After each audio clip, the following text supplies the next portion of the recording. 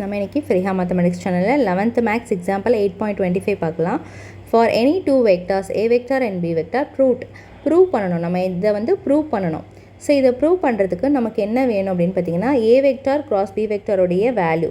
So இதுதான் அதனுடைய value. இப்போ நமக்கு இது எதுலேருந்து வருதுன்னா sin θ is equal to a vector cross B vector divided by, so முன்னாடி இருக்க எக்ஸாம்பிள் பார்த்தீங்கன்னா உங்களுக்கு தெரியும்.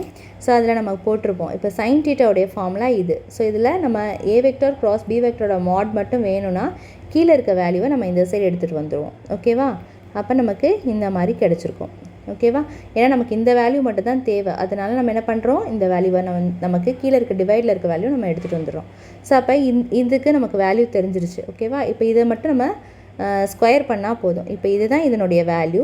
ஸோ அதே மாதிரி டாட் ப்ராடக்ட்னா காஸ் θ நம்ம போன இதில் ஃபார்முலா பார்த்தோம். என்னென்னா cos θ is equal to A vector dot B vector divided by mod A mod B பார்த்தோம். கரெக்டாக? ஸோ இதிலிருந்து இந்த மாட் ஏ மாட் பி அந்த சைடு எடுத்துகிட்டு போயிட்டோம். ஸோ அப்போ எடுத்துகிட்டு போயிட்டோம் அப்படின்னா மாட் ஏ மாட் பி எடுத்துகிட்டு போயிட்டோம். ஸோ அப்போ நமக்கு ஏ வெக்டார் டாட் பி வெக்டரோட வேல்யூ நமக்கு தெரிஞ்சிருச்சு. ஸோ இப்போ இதை தான் நமக்கு இந்த இடத்துல எழுதியிருக்கிறாங்க. புரிஞ்சுதா? அந்த ஃபார்முலாவை தான் ரீஅரேஞ்ச் பண்ணி எழுதியிருக்காங்க. ஏன்னா நமக்கு இந்த இடத்துல ஏ வெக்டார் கிராஸ் பி வெக்டார் மாட் தேவை. அதனால் இங்கே வந்து ஏ வெக்டார் டாட் பி வெக்டார் தேவை. ஸோ அதனால் இந்த ஃபார்முலாவிலேருந்து ரெண்டையும் கண்டுபிடிச்சிருக்காங்க. அதுக்கப்புறம் இந்த ரெண்டுத்துக்குமே ஸ்கொயர் இருக்குது பாருங்கள். அதனால் இந்த வேல்யூவை நம்ம ஸ்கொயர் பண்ணுறோம். ஸோ அப்போ ஸ்கொயர் பண்ணும்போது ஃபஸ்ட்டு இந்த க்ராஸ்க்கு எழுதுகிறோம். அப்போ க்ராஸ்க்குனா இந்த வேல்யூ.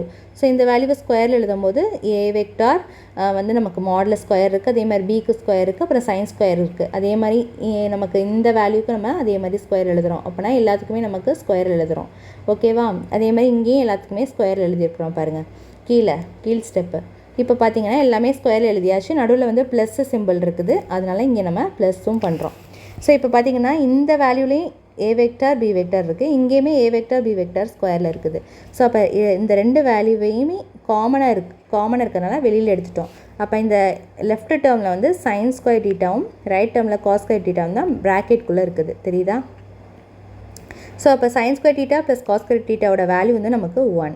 ஸோ அப்போ இது மட்டும்தான் நமக்கு இருக்கும். ஸோ அப்போ இதை மட்டும்தான் எழுதியிருக்கோம். இதுதான் நம்ம ப்ரூஃபும் பண்ணணும். அதை நம்ம ப்ரூவ் பண்ணிட்டோம். ஓகேவா? ஸோ அவ்வளோதான் இந்த சம்மு. இதில் ஏதாவது டவுட் இருந்தது அப்படின்னா கண்டிப்பாக கமெண்ட் செக்ஷனில் கமெண்ட் பண்ணுங்கள். இந்த வீடியோ பிடிச்சிருந்தால் லைக் பண்ணிவிட்டு உங்கள் ஃப்ரெண்ட்ஸ் கூடயும் ஷேர் பண்ணிக்கோங்க. தேங்க்ஸ் ஃபார் வாட்சிங்.